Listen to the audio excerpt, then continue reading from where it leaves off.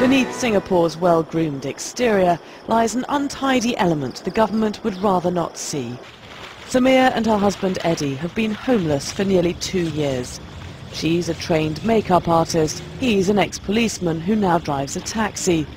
Both were previously married and once owned government-sponsored housing. But they lost their homes in divorce proceedings and are now ineligible to rent new ones. It's quite difficult for me to get a place right now. Due to the government rules and regulations, we doesn't want to create any problems with the government. What we want is to have a place to stay, that's all. We can't show you exactly where we are in Singapore because as soon as there's a report about tented communities, the authorities tend to come and raid them.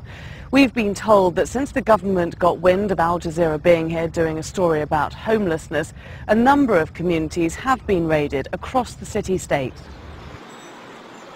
There are no official numbers, but it's thought hundreds of people live in parks and on beaches. Hundreds more are crammed into shelters and relatives' flats. The minister responsible for this issue declined our request for an interview. But on March 28th he said, "If you were a poor person anywhere on this planet, Singapore is the one place where you will have a roof over your head, where you will have food on the table." This reluctance to discuss the issue extends to the few charities that help the homeless, none of whom would talk to Al Jazeera. Ravi Philemon grew up homeless and now, in an individual capacity, helps others in a similar situation. The government and the service providers, they have got to realize that even if they have made mistakes, people deserve a second chance in life. And this second chance have got to be given to them. But second chances are hard to come by in Singapore.